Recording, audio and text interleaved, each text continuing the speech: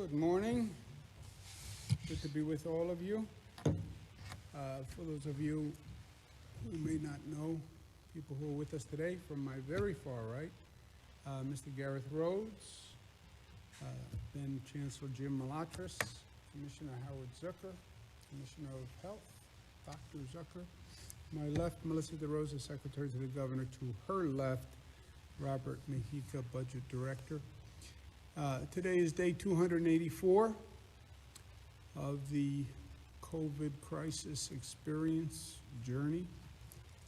As I mentioned, I'll be doing regularly scheduled briefings Monday, Wednesday, Friday, 11:30. Depending on the circumstances, we may do additional briefings.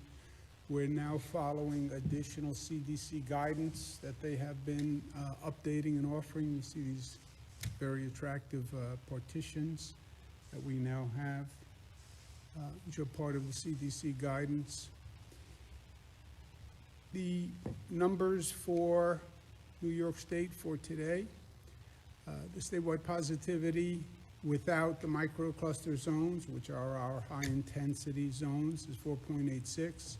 If you include statewide with those high-intense zones, is 5.4%. The positivity in those microcluster zones is 7%.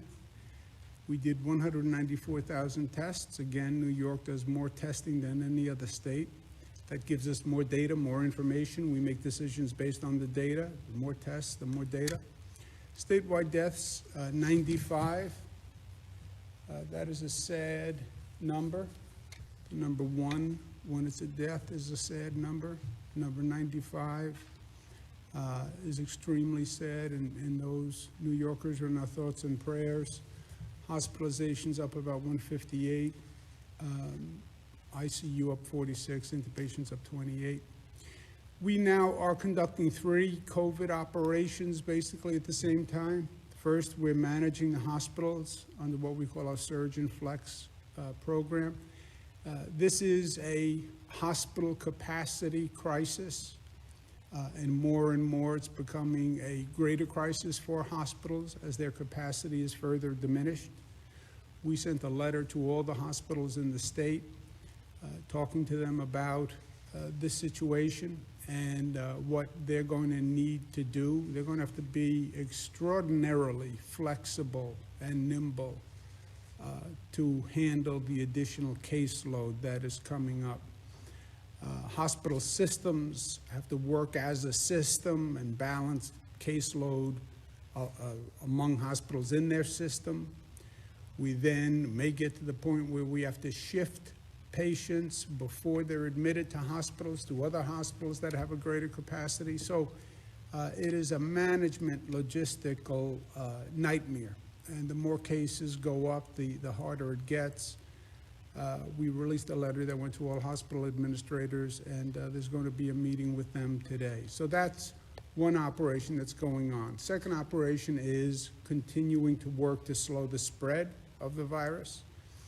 We have the Thanksgiving surge, if you will, and we're starting to see the full effect of that now, and we're analyzing the data on the Thanksgiving spread. We also talked to, literally, we've been blessed with international experts who've given us guidance and are looking at our data and our situation and actually recommend adding new factors to our plan, which I think is good advice, and we're going to do that. We'll announce a new plan on Friday.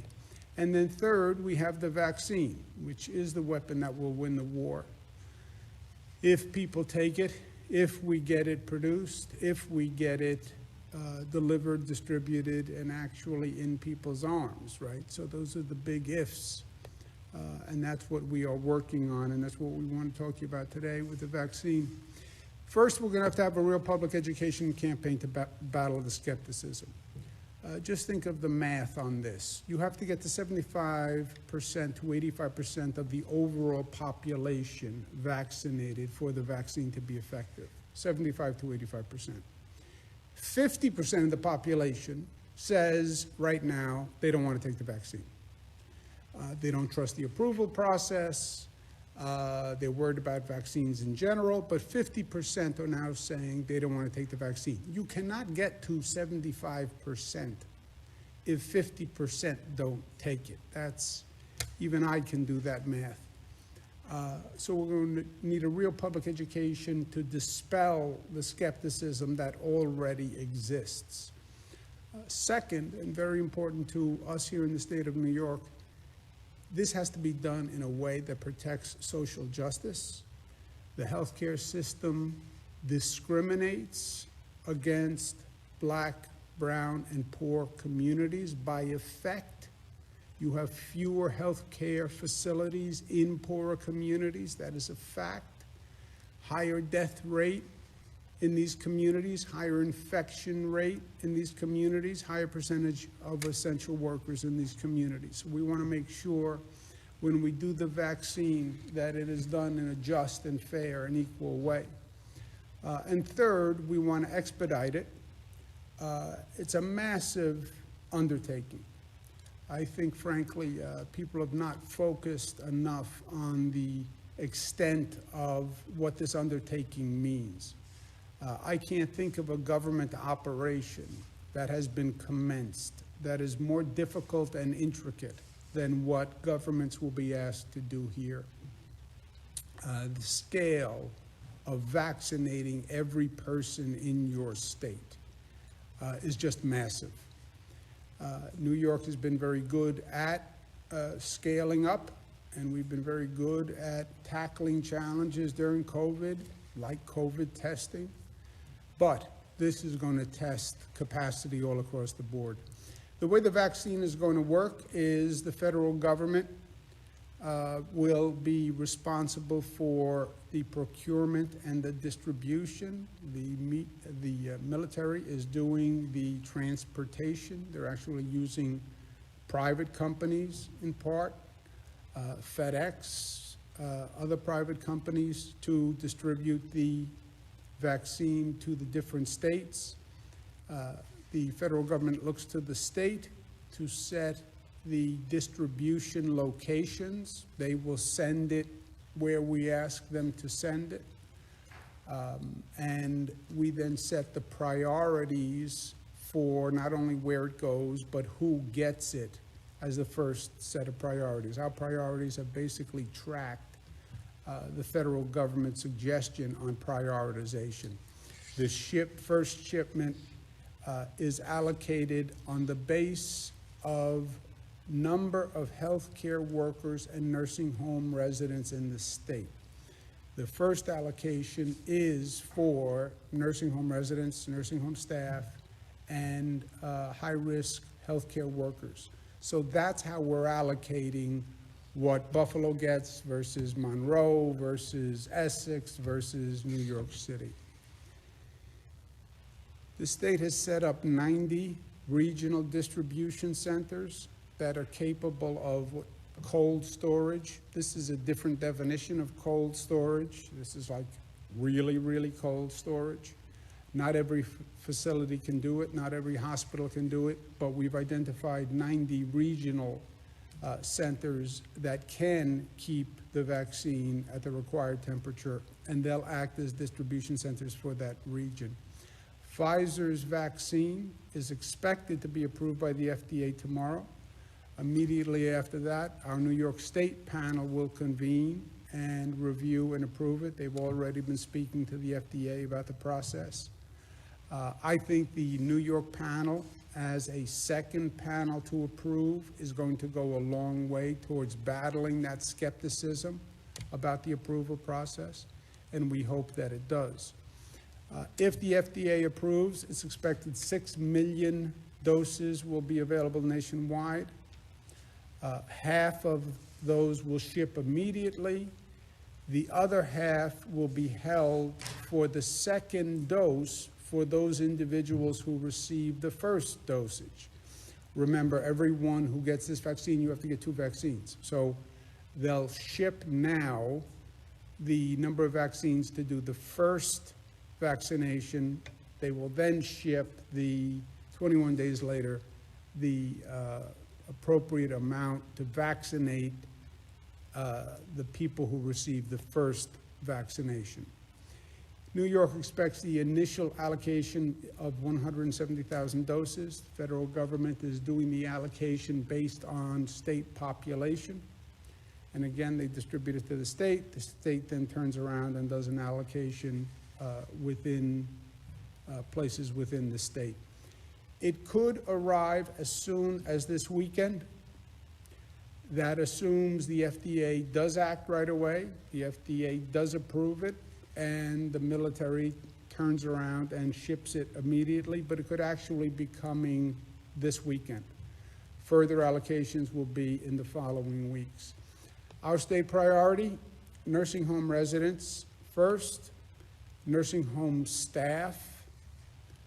There was a discussion about, do you do the residents or do you do the staff? New York, we decided to do both, the residents and the nursing home staff. Then you go to high-risk hospital workers. We have about 700,000 hospital workers in this state, so it's a very large population. So we'll prioritize the high-risk hospital workers within that overall healthcare population. We have rules that we have established that we will send to hospitals about what is a quote-unquote high-risk healthcare worker. And then the hospitals will select the actual individuals who will get the first vaccines within that guidance. Emergency room workers, ICU staff, pulmonary department staff.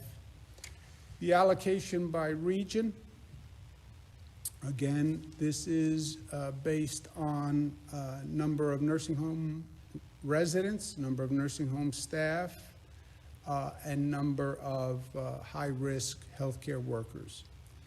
The 90 locations across the state that can provide the cold storage will receive enough doses for roughly 90,000 patient-facing hospital staff.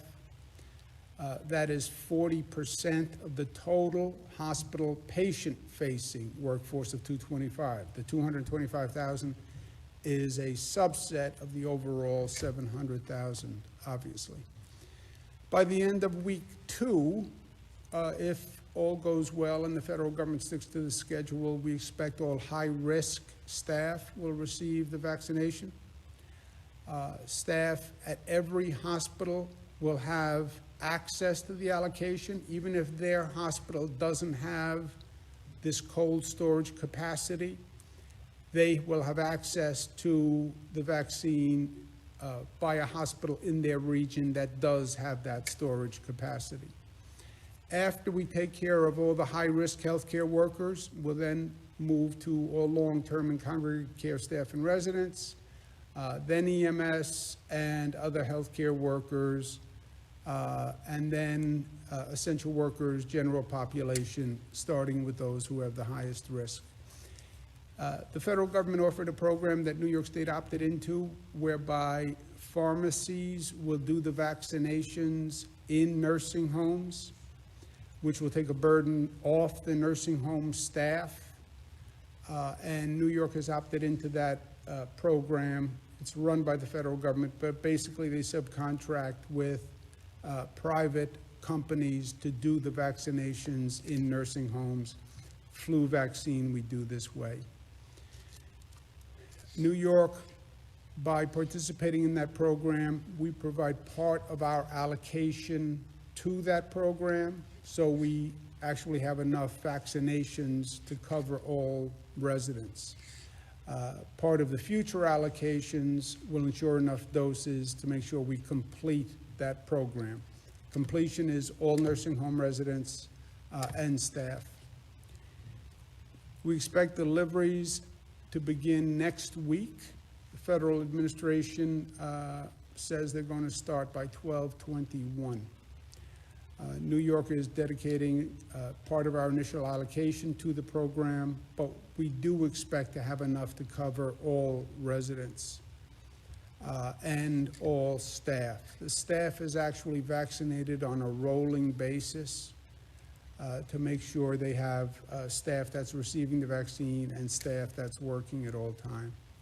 We're also pleased that the New York National Guard has been selected by the Department of Defense as a pilot program where they will vaccinate people from the National Guard who have been working on our COVID-19 task force.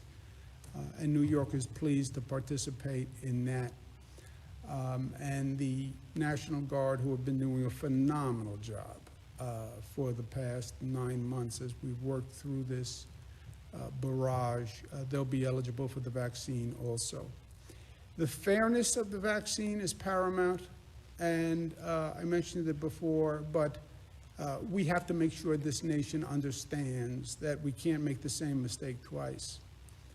Death rate among blacks twice what the death rate among whites is from COVID.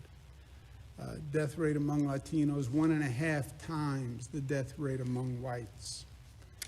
COVID testing, fewer tests taken in the black and Latino and poor communities. It was just a manifestation of the disparity in healthcare, and it has to be corrected during the vaccination program.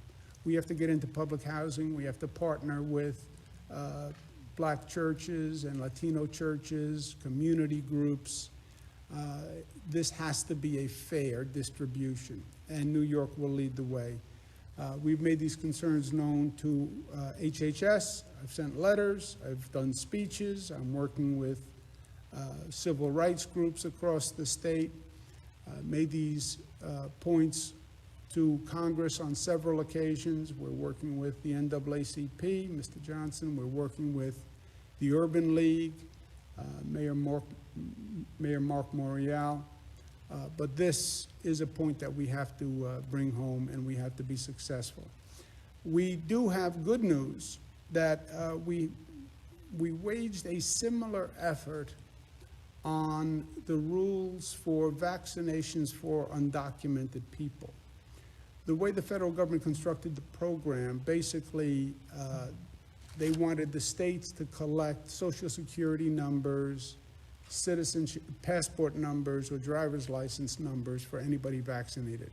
These are all bells for people who are undocumented, alarm bells. And it sounded like you were trying to use the vaccination to identify undocumented people. We have gone through this with the federal government at length with the Trusted Traveler program previously. If undocumented people don't get vaccinated, it compromises their health and it compromises the whole program. Again, the program only works if you hit a critical mass of the population. If you say, well, the undocumenteds we're going to exclude practically because they won't come in and participate. You have 50% of the population that's skeptical. We're not going to reach out to the black, Latino, and poor communities. It's never going to be a success. So we raised this point. Again, we did letters, I did speeches, spoken out publicly, and HHS has agreed, CDC specifically, has agreed that the state will not send individual data identifying a person in a way that could be used to document citizenship or deportation, et cetera. We insisted on that in the what's called the data sharing agreement, data use agreement, and CDC agreed. So that is a better vaccination program for this country and for this state. It took a lot of work, but I want to congratulate all the advocates and people who stepped up and spoke up because it was a good service. We want to raise one other topic, which is very important. The congressional back and forth on financial relief for state and local governments is essential, and it's probably essential to no state more than the state of New York. And we sent a letter to Congress today that was co-signed by myself, elected officials, the Speaker of the Assembly, Carl Heastie, the Senate Leader, Andrea Stewart-Cousins, Mayor Bill de Blasio, all our partners in labor, We need federal aid, period. We have been very good at dealing with economic circumstances in the state of New York. I've closed many budget gaps. I've closed the largest budget gap in the state's history. I am telling you, we cannot close this financial gap without federal aid. And that's what the letter to Congress says. And our most important point is, whenever they come up with a program, there's now a bill for $908 billion. I believe President Biden will come in and will propose a large package. The funding should be distributed by need, not by politics. The other funds that they have passed, what they call the CARES Act, they distributed the money politically.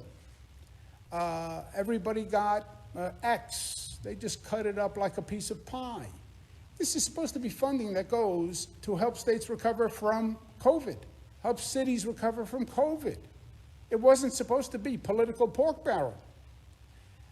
And the distribution should be by need. Who got hurt by COVID? And what is the need from COVID? That's what taxpayers were told they were funding. New York State paid the greatest price in the nation for COVID. Not because I'm the New York State governor. That is a fact. That is a fact. We were misinformed. We were misled. It was the negligence of the federal government that created the situation in New York. We were all there in the spring when the federal government was saying, the virus is coming from China, it's coming from China. Few cases in California because people flew from China to California. The virus wasn't in China.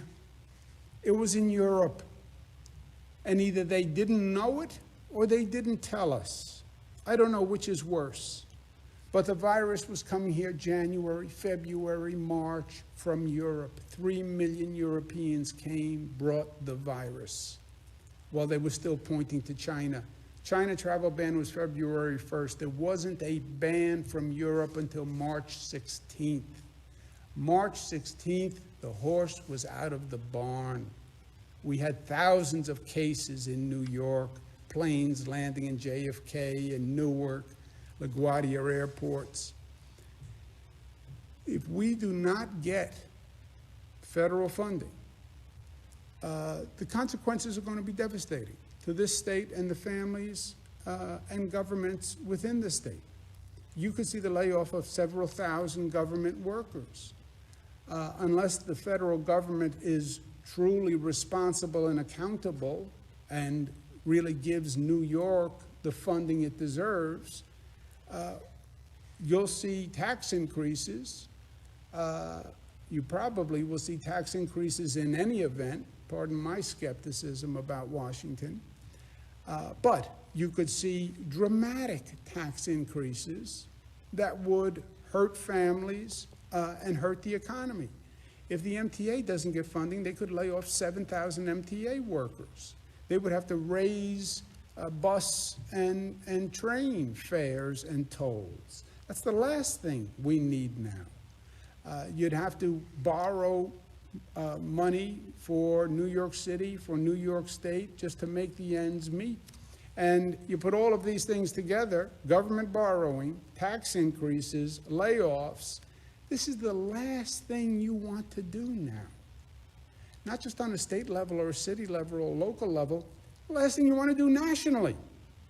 You want this economy picking up, not slowing down. Every economist from every ideology says if they starve states and local governments and make states and local governments lay off workers, you will hurt the economy and you could cause a recession.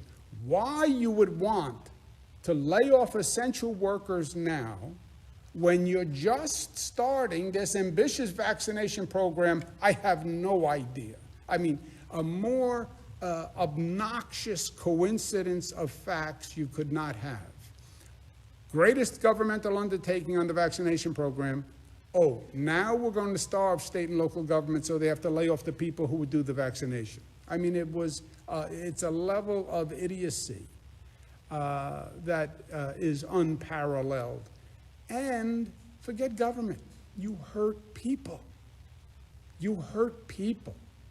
You hurt families who don't have a paycheck. You hurt small businesses that have been hanging on by their fingernails for months. It's not politics. I talk to governors all across the country. Every state is in basically the same situation. They have to act responsibly and they have to act quickly. And that's in the best interest of everyone. I'm pleased today to be joined by New York City Mayor Bill de Blasio, who is going to discuss this topic with us today. We're also joined by Mario Salento, who's the president of the AFL-CIO. Obviously, this has dramatic effect on the people who work for the state, the people who work for businesses that rely on the state. And New York City, which really dealt the brunt of the burden in the spring. Remember those planes, they landed at JFK, they landed at Newark. Those people were going to downstate New York.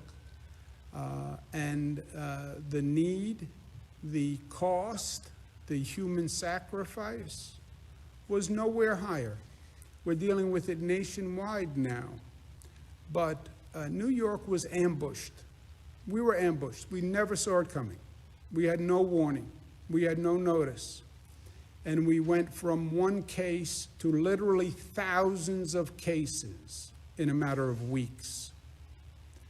And I do hold the federal government responsible. New York City, New York State, we don't do international, global pandemic watchdogs. That's not what we do. It's what the federal government does. It's what the CDC does and the NIH does. They track global pandemics. And they missed it on this one. Or they didn't miss it and they didn't tell us about it. But that's the issue that we're facing now. Mayor Bill de Blasio, thank you very much for being with us today. We're all meeting these new CDC protocols. I don't know if I need a piece of plexiglass between me and a Zoom screen yet. That's probably next week's protocol. But good to be with you, and thank you very much for taking the time to be with us today. Thank you, Governor. Plexiglass does not solve every problem. I just want to say it's like duct tape. It solves a lot of things, but not everything. But Governor, look, I want to join with you emphatically in reminding our colleagues in Washington what really happened here. You are exactly right that we were right. Federal government was not there for us. You know, we found out months and months later that the disease was already spread in New York City in February when we had no testing resources from the federal government. They wouldn't even let us do our own local testing. When we said we were ready, they said, no, no, no, no. Think about the lives that were lost because the federal government was missing in action. And Governor, we all experienced it. We were at those hospitals. I went to Elmhurst Hospital. I went to Bellevue Hospital. I talked to the families who lost their loved one.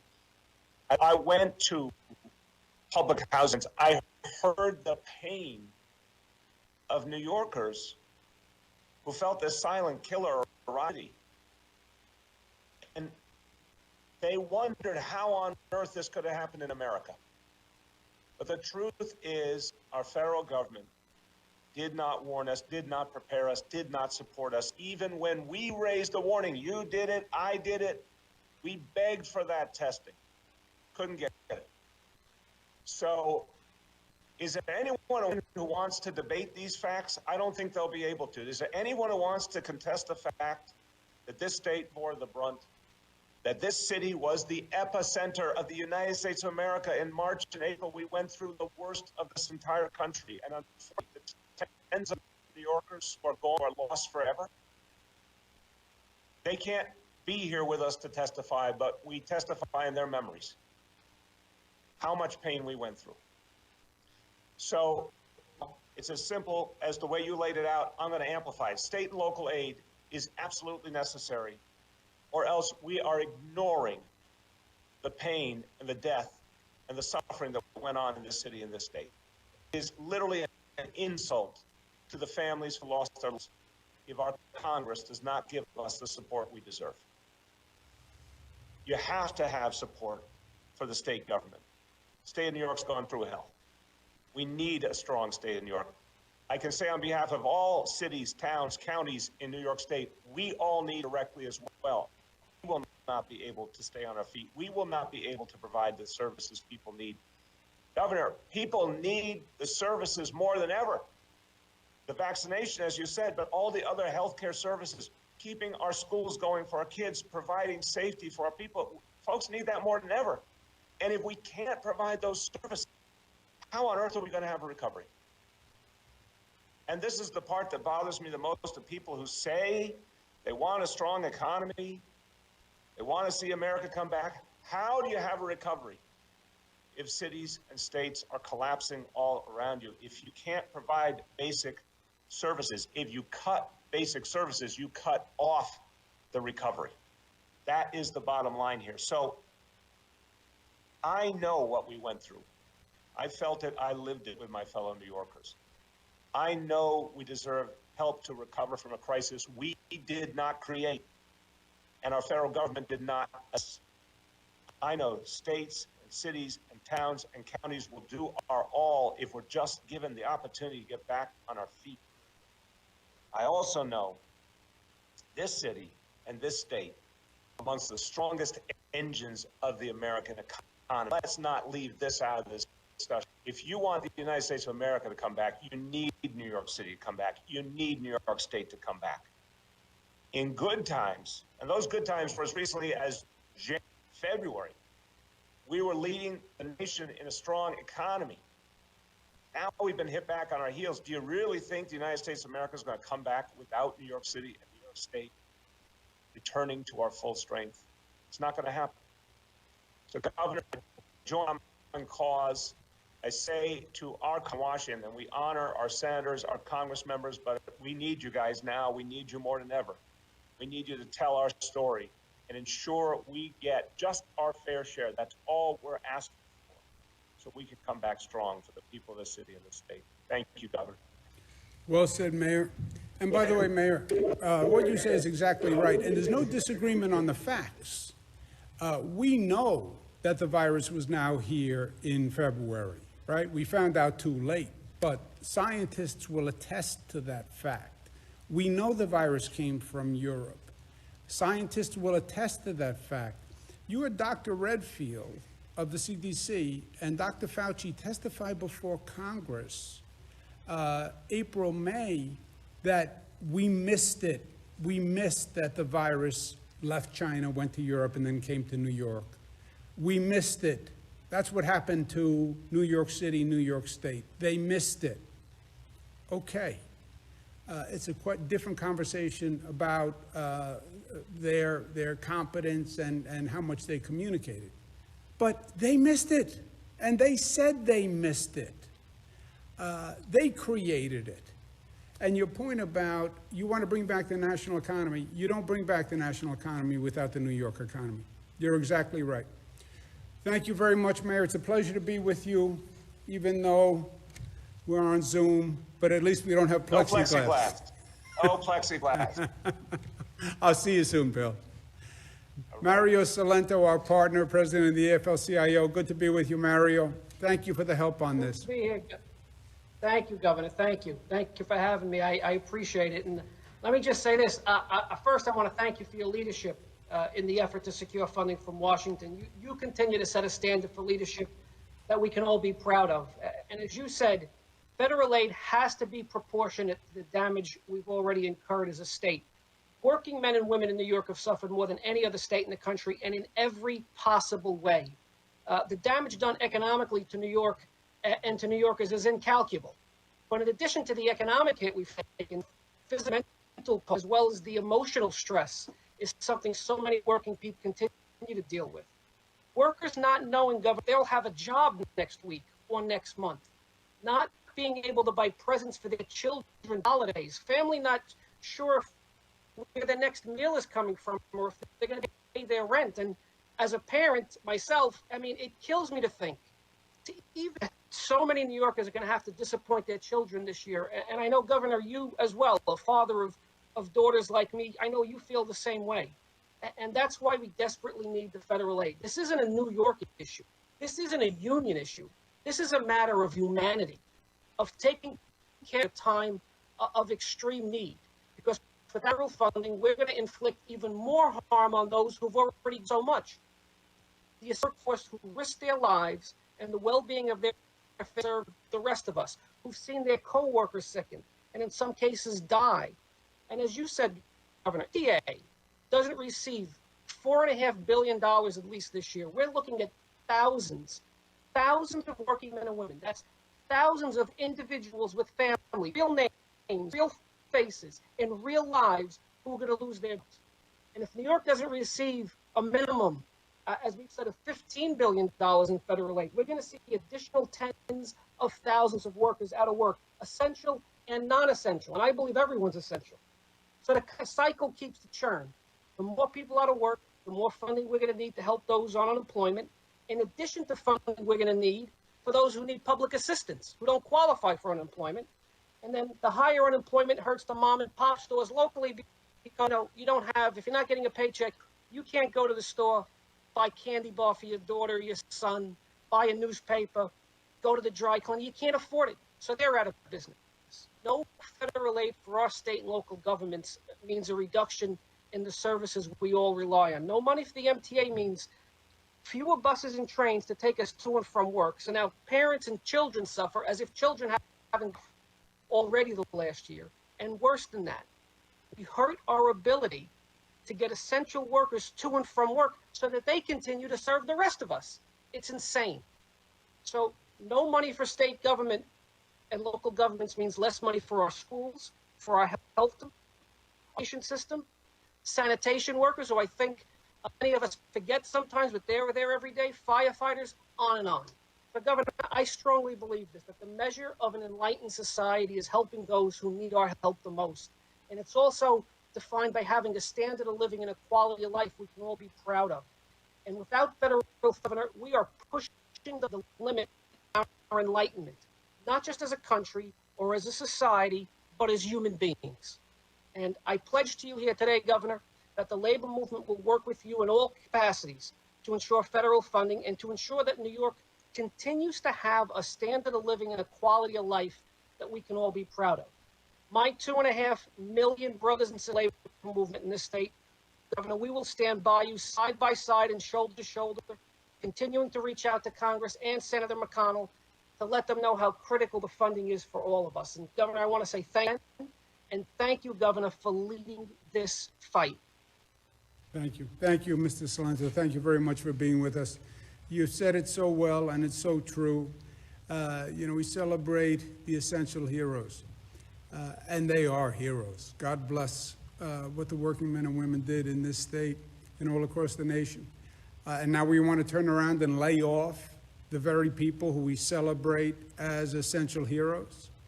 We're going to lay off the people we need to bring this economy back, to do the vaccination. It is idiocy. We'll stop it. We'll stop it. The way we stop the undocumented exclusion, the way we'll make sure the vaccination is done fair, we'll stop it. We'll stop it together, Mario. God bless you. Thank you very much for being with us. God bless you. Thank you. Okay, we'll take questions from the press now, please. Thank you, Governor. If you'd like to ask a question, please use the raised hand function at the bottom of your window. We'll take a moment to compile the Q&A roster. I'll touch you last.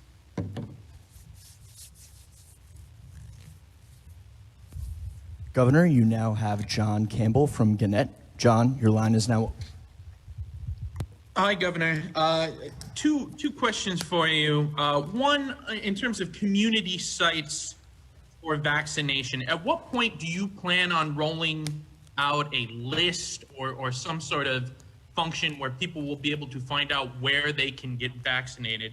And then my second question is on contact tracing data. Is there a reason why the state hasn't released any sort of statewide data that shows the source of outbreaks so we can get a better sense of whether they're happening at gyms or restaurants or whether it is living room spread? Can the state release that sort of data? Why hasn't it happened so far? Yeah. Two good questions, as usual, John. The first, you saw the prioritization of the vaccination schedule. This is all subject to the federal government actually delivering that number on that day, right? And we outlined the first few stages. The general public go basically after the healthcare workers. We're looking probably at the beginning of February on this schedule before you get there. Maybe late January, but we have to see how it goes. And before we get to that, obviously, general public distribution, then we will have designed and we'll lay out actual sites where people can go to get vaccinated. But we have a ways to go before we get there. On the contact tracing data, we collect contact tracing data from local governments. Local governments employ the bulk of the contact tracers in the state. We then put it together and we analyze it.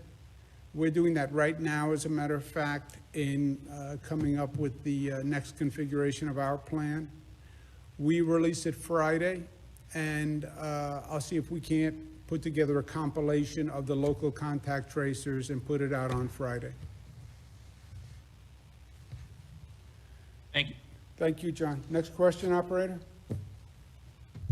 Governor, you now have Karen DeWitt from New York Public Radio. Karen, your line is now open. Hello, Karen. Long time no see. Karen, your line is now open. Please unmute yourself. Long time no hear. Okay, now I'm here, right? Yep. I have to work through a soundboard. I only work in audio, so this should be easy for me, but it's not. So nice to talk to you. The question I have, I talked to the New York State School Boards Association this morning. They're worried because of the 20% in state aid that has been continued to be withheld. They're also looking for reimbursement because they used their school buses this spring when schools were shut down to send meals to hungry kids. When can they expect to see that money, or are they ever going to see that money? The school aid number, Karen, is like every other number in our budget right now. We have about a 20% shortfall. What's going to happen to that 20% shortfall? It's going to depend on what Washington does, and that's what today is all about. We're asking Washington for that 20%. That's what we are asking Washington for. If they give it to us, then we're made whole, right? We're just made whole, and they would receive the full funding. If Washington gives us some of it, then we're going to have to redo a budget. We're going to have to raise taxes. I believe we're going to have to raise taxes at the end of the day in any event. But the question is, how much in taxes, right? Because then you have to do it as part of a budget and balance the budget.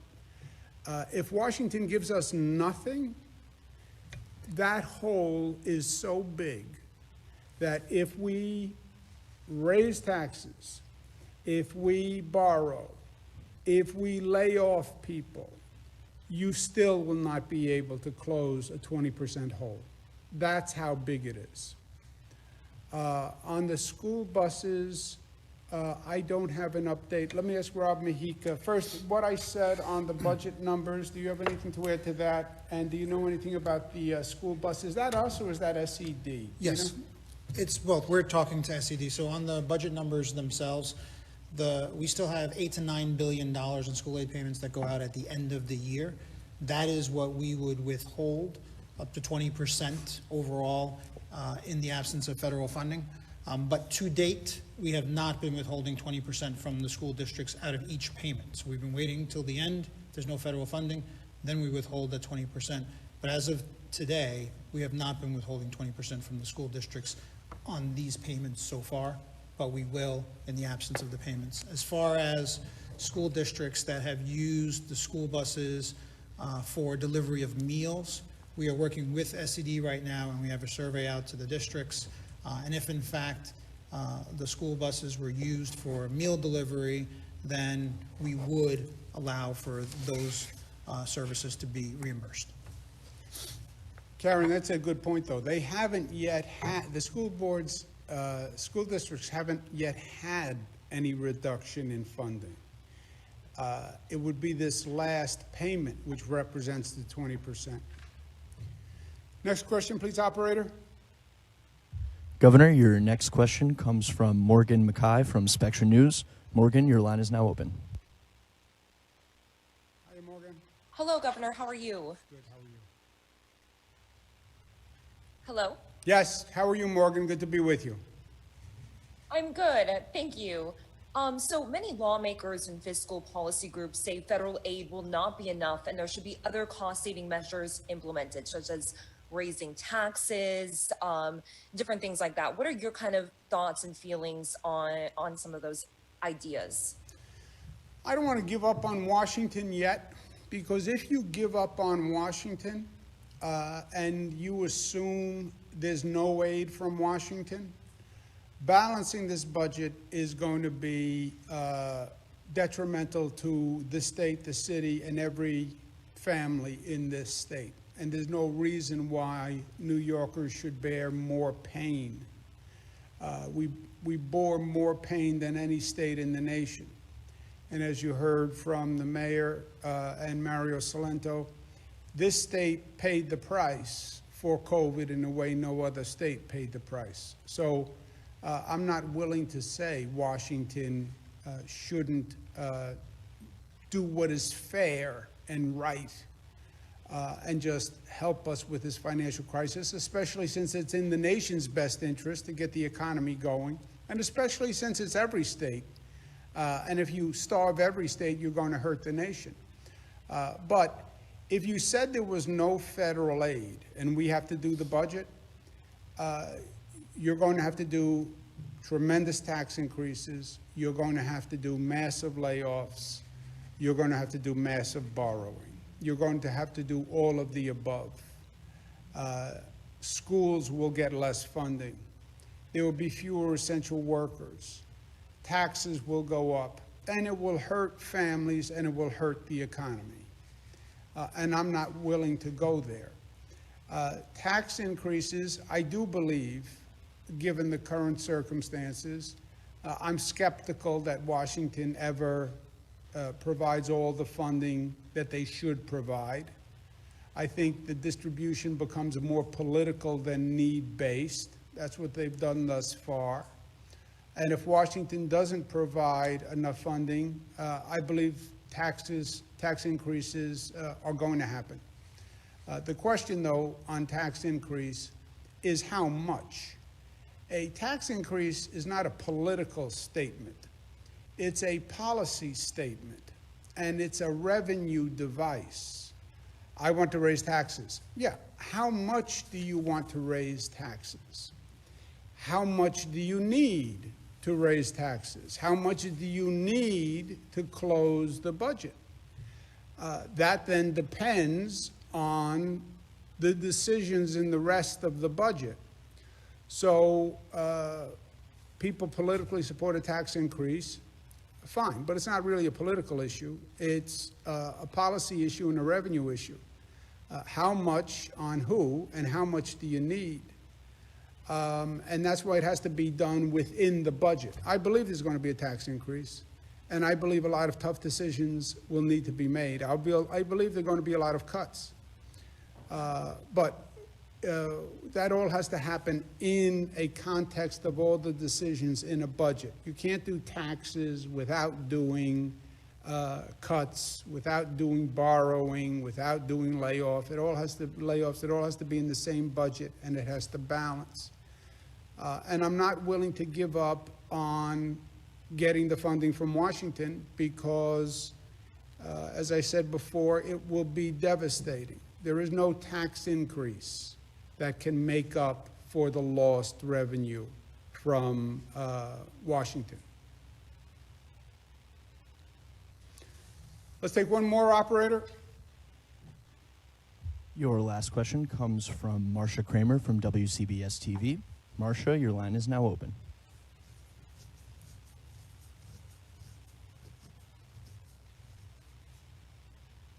Marcia, your line is now open.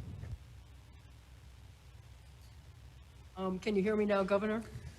I can hear you. TV commercial for a phone company. Can you hear me now? It's hard. I had to figure out how to unmute. What can I tell you? So I have two questions. The first one has to do with the fact that you've said that you'll probably have to put new limitations on indoor dining as early as Monday.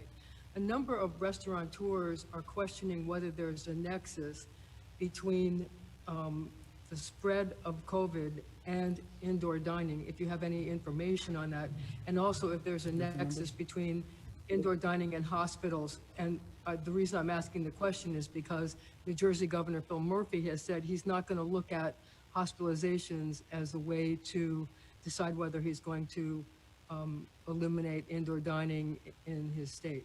And my second question has to do with the man in Staten Island, the bar owner, who, believe it or not, was released on his own recognizance after using his car to attack a sheriff. I wondered if you could comment on that as well. Yeah. Let's do, thank you for both, Marcia. First question, New Jersey, some states count cases. We also count number of cases. Number of cases winds up being number of people hospitalized, right? It's just an earlier determination. But a percentage of the people who are cases will wind up being hospitalized. So if you use cases, your X percent of the number of cases are going to be hospitalized. So you wind up using the same numbers anyway. We do have data on where the spread is coming from. And we do have data on the amount of spread coming from indoor dining. They are right that it's not as bad as it was, but it's not as bad as it was because we put significant restrictions on indoor dining. And when you reduce the capacity and you have masks and you have plexiglass partitions, et cetera, yes, we have reduced the numbers. But they are still a source of spread. If you remember Dr. Fauci on Monday said, close, the original guidance was close the bars and open the schools, right? It's the places of gatherings, and it was the bars, restaurants, mass gatherings, et cetera. Do we have any numbers here, Rob? Do you know off the top of your head what the numbers are? Yeah, with the interviews keep going, and the bars and restaurants are the 5th or 6th category of the highest contact tracing when you have a known source of where the infection was. So it's about the 5th or 6th number. Also, it's the largest growing clusters and of known infections is traced back to bars and restaurants, which actually starts to make sense as it gets colder and you're moving into indoor dining. Those numbers are growing faster than every other category. Also, Marcia, the CDC came out with additional guidance on Friday. As I mentioned the other day, they specifically say, and I'll read it to you, I don't know if you can see it, Avoiding non-essential indoor spaces and crowded outdoor settings. Exposures at non-essential indoor settings and crowded outdoor settings pose a preventable risk. Indoor venues where distancing is not maintained, consistent of masks is not possible, e.g. restaurant dining, have been identified as particularly high-risk scenarios. So this is the CDC just last Friday saying again, restaurant dining. What they point to is you can't eat and drink with a mask. Or if you can, nobody's explained to me how you do that yet. So you take down the mask to eat and drink, and that's why you're in a restaurant to begin with. And that's the spread. Staten Island, Marcia, is such a disturbing situation to me on so many levels. And I would ask people on Staten Island to think back over these past few weeks and what has been accomplished. I understand the political frenzy and the election. The CDC guidance that came out on Friday, that is the President Trump CDC.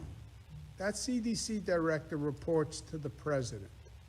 That's the Trump's team guidance, indoor dining, bars, restaurants. The Biden advisors say the same thing. So all this political rancor, Trump and Biden agree on the advice.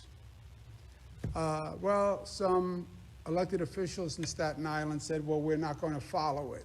Freedom, freedom. Let me tell you what their advice has done for Staten Island, okay? Staten Island went from the lowest death rate in New York City. It now has the highest death rate. Staten Island has a 40% higher death rate than the Bronx, than Brooklyn, Queens, or Manhattan. A higher death rate on Staten Island. 25% of all the fatalities in New York City come from Staten Island. Staten Island is only 5% of the New York City population, and it's 25% of the death rate. 5 times their population, 25%. That's what's happened on Staten Island. More people have died on Staten Island. More people are dying on Staten Island. That's what this movement on Staten Island has done. More people have died. And that's the fundamental point that is inescapable. That when you follow the guidance, you're more likely not to get sick, you're more likely not to be a case number, you're more likely not to go to a hospital, you're more likely to die. How do you explain Staten Island having 5 times the number of deaths? 25%, 5% of the population. How do you explain that? Over the Bronx, Brooklyn, Queens, Manhattan? That is a devastating reality and consequence of this action. Furthermore, why they would cheer on a person who violates the rules, which has now demonstrably resulted in more people dying, right? Well, maybe if we don't follow the rules, it won't matter. Okay, let's try it, says Staten Island. We don't follow the rules. Okay, now you went from the lowest death rate to the highest death rate in the city. I guess there was a connection there, wouldn't you say? But then why they would cheer on a person who violates the rules, gets in a Jeep, and runs into a uniformed police officer and hospitalizes the police officer. Why would you cheer on that behavior? Why would you not condemn that behavior? NYPD uniformed law enforcement? You're going to abuse them, assault them? That's not Staten Island values. That's not New York values.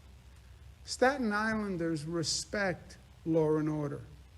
They respect the NYPD. They respect law enforcement. That's who Staten Islanders are. That's who they've always been.